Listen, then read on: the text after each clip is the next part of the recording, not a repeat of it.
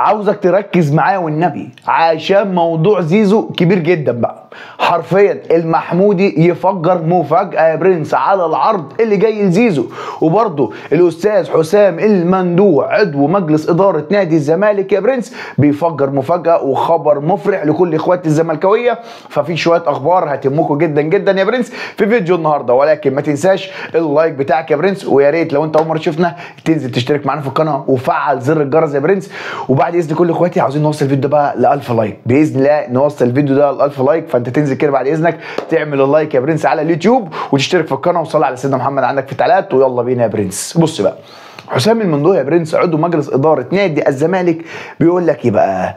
بيقول لك اننا كنادي الزمالك معاه مقدم التعاقد مع زيزو، تمام؟ وقال لك كمان انا بقول لجمهور نادي الزمالك ان موضوع الصفقات تمام. فهمت قصدي؟ يعني معناه كده الكلام اللي طالع، ما انا هجيب لك كلام عضو مجلس اداره نادي الزمالك وكلام والد زيزو وكلام المحمودي. فركز في موضوع زيزو لان زيزو قدامه 20 يوم ويمضي لاي نادي. ركز معايا، تمام؟ فالاستاذ حسام مندوع يا برنس قال لك ان نادي الزمالك مستعد ان هو يجيب صفقات ومجهز مقدم التعاقد مع زيزو ومجهز كل حاجه، وانا بطمن جمهور نادي الزمالك. ده الاستاذ عضو مجلس الاداره. فهتقول لي ما هو ده الطبيعي يا عم، ما هو ده الطبيعي، ما هو ده عضو مجلس الاداره فاكيد يطلع يطمنا، تمام؟ ولكن لما تيجي تبص لوالد زيزو قالك لغايه دلوقتي من اداره نادي الزمالك ما فيش حد كلمنا وما فيش حد قال لنا على اي حاجه، واحنا الاولويه لنادي الزمالك عشان نجدد التعاقد مع النادي، تمام؟ انا بجيب لك من هنا وبجيب لك من هنا وسايب الحكم ليك انت في الاخر. المحمودي بقى طلع قال لك ان زيزو جاي له عرض ب 12 مليون دولار، ولكن زيزو حاطط الاولويه لنادي الزمالك. لو جيت قعدت مع نفسك كده 12 مليون دولار في 50 فانت بتتكلم يا برنس، انت مستعد انك تاخد الرقم اكتر من 500 مليون جنيه. اكتر من 500 مليون جنيه. انت متخيل الرقم؟ هتقول لي مثلا يا عم زيزو برضه بيحب نادي الزمالك فمش عارف ايه، فاكيد طبعا هيضحي عشان من اجل نادي الزمالك. حتى لو ضحى هيضحي بالنص. انت بتتكلم في 250 مليون جنيه، ما بتكلمش دلوقتي بالدولار لان هو جاي له عرض بالدولار. فقصه زيزو لسه موضوعها موضوع، تمام؟ فانا دلوقتي توقعات انا زيزو هيجدد مع الزمالك، دي توقعاتي لغايه دلوقتي. لغايه دلوقتي الاداره هترضى او الاداره هتقعد مع زيزو وهتحاول ان هي تقنعه في حوار التجديد. هتقول لي زيزو لا يا باشا الفلوس، اقول لك لا، زيزو مش غبي. ليه بقى؟ لو قلت ان زيزو غبي كان مشي من زمان من العروض اللي جات له. ليه؟ ان زيزو بص على اللعيبه اللي خرجت من نادي الزمالك بعد كانوا في نادي الزمالك ليهم صيت وليهم سعر وكل حاجه، خرجوا من النادي، فاهم؟ ما تسمع لهمش حاجه دلوقتي، ما تسمعش حس. هات كده بن شرقي، هات كده فرجاني، هات كده طارق حامد، الناس اللي كانت نجوم في فرقه الزمالك والناس عمال تقول لك ده عاوزينه هنا وده عاوزينه هنا. فجاه الناس دي لما خرجت من النادي بقى خلاص ولا اي حاجه موجوده، ميح، تمام؟ ولكن المره دي زيزو حاسبها صح. قال لك انا قاعد في نادي الزمالك كسبان فلوس كسبان شهره، بروح المنتخب على الساحه موجود، كل الناس بص عليا. ما هو ده يا جدعان الفرق، انك تلعب في اهلي وتلعب في زمالك. ده الفرق، انك تلعب في انديه بالحجم ده وبالجماهيريه ديت، هو ده الفرق. فانت بتتكلم في فرق كبير جدا جدا جدا ما بين نادي الزمالك واي نادي تاني، وسواء برضه للنادي الاهلي، لانك حرفيا اهلي وزمالك الانظار كلها عليك والكلام كله عليك. فانت بتتكلم ان زيزو المره دي حاسبها صح. هتقول لي ما هو والده كل شويه يطلع يتكلم، هقول لك يا باشا ده من حقه.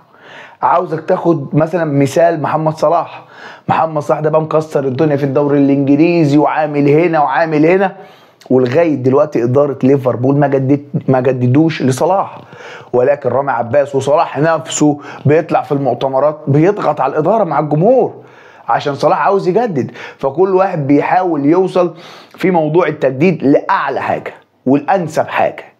فهمت قصدي؟ فانت بتتكلم دلوقتي ان زيزو هو عاوز يجدد. وخلي بالك خلي بالك نادي الزمالك والاداره بشكل يعني الاداره بشكل عام هي في موضوع كبير جدا جدا، ان هي هتجدد مش لزيزو بس، لسه عندك 8 لعيبه في الفرقه لازم يجددوا في يناير، فموضوع زيزو ده كبير جدا جدا. تمام، فخلاص كده احنا طولنا في موضوع زيزو، فانا شرحت لك اللي حسام المندوه قال ايه، والمحمود العرض اللي جاي لزيزو، ووالد زيزو بيقول ايه. وانا من وجهه نظري زيزو هيجدد للزمالك. انا عاوز اسمع وجهه نظرك في التعليقات على موضوع زيزو. بص بقى، هناخد يعني بقيه التصريح الثاني من حسام المندوه. قال لك ان نادي الزمالك بيستعد للصفقات، ودي الحاجه اللي اكيده واللي انا طلعت كلمتك عليها وقلت لك الصفقات بالاسماء. زود عليهم واحده. هتقول لي زود عليهم واحده. هقول لك زود مين؟ زود ان نادي الزمالك مع الاداره ان هي بتنوي التعاقد مع حارس مرمى. هتقول لي بجد؟ هقول لك اه. خلاص ده باين على الساحه دلوقتي، الناس كلها باصه لصبحي. صبحي بنسبه كبيره جدا ممكن يخرج من نادي الزمالك، ونادي الزمالك هيتعاقد مع حارس، لانهم هم شايفين صبحي مش في المستوى. وانت كزملكاوي لو قعدت تتفرج على صبحي في الفتره الاخيره هتقول لي ده يا باشا مش صبحي خالص، مش ده صبحي بتاع فاركو اللي نادي الزمالك جابه، مش هو ده. حرفيا صبحي كل لما بيجي يلعب بيعمل اخطاء ساذجه، اخطاء غريبه عجيبه مريبه، يعني اخطاء غريبه بجد. انت تقعد كده تقول ايه ده، واقف حارس مرمى ازاي؟ تمام، عواد غلط وكل حاجه، ولكن موضوع عواد حارس شال فرقته كذا مره، يعني عواد شال الفرقه كذا مره. تمام، فما جاتش من الغلطه. وفي الاوقات دي انا كلمتك قبل كده وقلت لك ان جوميز مصر ان هو يدفع بعواد امام المصري، ان هو ما يتوقعش. غلط مره اسنده وخليه يكمل، لانه حرفيا عواد انت شفت منه عمل حاجات حلوه، شفت من عواد ان هو عمل حاجات جميله جدا جدا، وشال الفرقه في السوبر الافريقي وفي السوبر المصري برضه لعب عواد بشكل كبير. فانت بتتكلم ان عواد حرفيا شال الفرقه، فعديله المره دي. اي حد حارس بيغلط، ماتش ناو برضه في الاهلي غلط، فانت بتتكلم انك لازم تديله ولازم تدفعه، ما تذبحش على طول. تمام، فموضوع عواد وموضوع نادي الزمالك ان هو بيقترب من التعاقد مع حارس مرمى دي بتقرب جدا جدا. تمام، عندك برضو يا برنس ان في كلام بشكل كبير جدا جدا في نادي الزمالك في موضوع بين في وليد الكارتي. تقول لي ده الاهلي ومش الاهلي، اقول لك ما نادي الزمالك داخل برضو في موضوع وليد الكارتي. تمام، ان نادي الزمالك هو دلوقتي عمال يدور. هتقول لي هو داخل ومش داخل ومش عارف ايه. بص، موضوع الصفقات وموضوع ملف الصفقات، انت لو انت بتشتغل على ملف الصفقات فانت لازم تبدا تفاوض 1 و2 و3 و4، وتبدا فاتح مع كل دولت خطوط، وتبدا فاتح مع الناس دي اتصالات هنا واتصالات هنا وعلاقات هنا. ليه؟ ان يوم ما يقول المدير الفني انا عاوز فلان، فانت خلاص تكون مظبط معاه كل حاجه، انت مستني بس الاشاره من المدير الفني يقول لك هاته. تمام، فهي دي القصه. انت اول ما تستنى من المدير الفني يقول لك هاته، فانت تقول له ادي اللاعب اهو. فنادي الزمالك والاداره ولجنه التعاقدات في الفرقه هي لغايه دلوقتي فاتحه اتصالات مع وليد الكارتي برضو من ضمن الصفقات. هتقول لي محمود جهاد، نادي الزمالك مهتم جدا جدا مع جوميز بالحته القدامانيه دي. تمام، الحته القدامانيه دي في موضوع تضييع الفرص والكلام ده كله. هتقول لي طب مكان مين؟ هقول لك بنسبه كبيره جدا جدا مش لاك ماشي خلاص، فانت هتبدا تضيف. وخلي بالك نادي الزمالك والاهلي في يناير في صفقات هتحصل، في صفقات هيحصل في الاثنين، فانت لازم تركز ولازم تحسب كل حاجه صح على موضوع وعلى ملف الصفقات، ان الاثنين داخلين على احداث كبيره جدا جدا. نادي الزمالك طمعان ان هو يكسب البطوله الكونفدراليه للمره الثانيه على التوالي، والنادي الاهلي بيستعد لكاس العالم للانديه. فانت بتتكلم ان الاثنين بيستعدوا بكل قوه للموسم او استكمال الموسم. هتقول لي الموسم يعني انا كل شويه ايه معلقه مع الموسم الجديد مش عارف ليه، ماشي. فانت بتتكلم ان الاثنين بيستعدوا للصفقات، وملف الصفقات ديت حاجه مهمه جدا. انا ما اروحش اجيب اي حاجه وخلاص.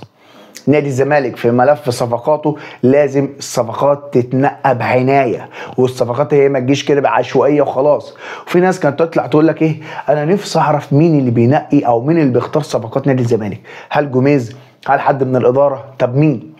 خلي بالك ان ده حاجه لازم تكون انت حاسبها، عشان احنا لو جينا بصينا للصفقات اللي جت نادي الزمالك، جوميز بنسبه كبيره مش مقتنع بيها، ونفس القصه في الاهلي. يعني انت بصيت لكولر مش مقتنع بيوسف ايمن، ميح مش مقتنع بيه، تمام. فانت بتتكلم ان هنا وهنا ما تفهمش ايه الموضوع، الاقناع بموضوع الصفقات، تمام. فهنا جوميز لازم في نادي الزمالك يقعد مع الاداره، والاداره تقعد معاه وتقول له يا باشا صفقاتك ايه، وايه اللي انت محتاجه عشان نقدر نجيبه لك، وايه وايه وايه، فاهم انت؟ تقعد تتكلم معاه كتير في موضوع الصفقات. هي مش بالخطره، وهي مش بالعدد، وهي مش بالفهلوه، فاهم قصدي؟ هي مش بكل ده، هي باللي يقدر يلعب للتيشيرت الاهلي او تيشيرت الزمالك، يكون قد المسؤوليه. عندك اهو في نادي الزمالك في لعيبه كتيره جدا جدا بدون ذكر اسماء ما تستحقش انها تلبس التيشيرت حرفيا. انت عاوز اللعيب اللي بيلعب في الاهلي وبيلعب في الزمالك يكون عنده الروح والقتال في الملعب، واللي ينزل يضغط واللي ينزل يروح، والباور عنده عالي، وحميه الفوز عنده، وغريزه الفوز بتغلي من جواه عشان يكسب. انت عاوز النوعيه ديت، عاوز اللعيبه اللي من النوعيه دي، اللي هي مباشر على الجول، مباشر على المكسب، عندها سمات الفوز في كل حاجه في كل البطولات. فانت عاوز النوع اللعيبه ديت. وبرده مش اي حد، لازم لعيبه تكون على قد التيشيرت، لعيبه تكون لعيبه دوليه تعرف تختار لانك نادي كبير. فده الملف صفقات نادي الزمالك يا برنس. واتكلمنا على موضوع زيزو، فما تنساش اللايك بتاعك وتصلي على سيدنا محمد يا برنس كده. ولو انت يا ريت مش مشترك في القناه تنزل كده تشترك معانا عشان نزق الدنيا في القناه ديت. ما تنساش بس ان اللايك بتاعك عايزين نوصل الفيديو ل 1000 لايك يا برنس. والسلام.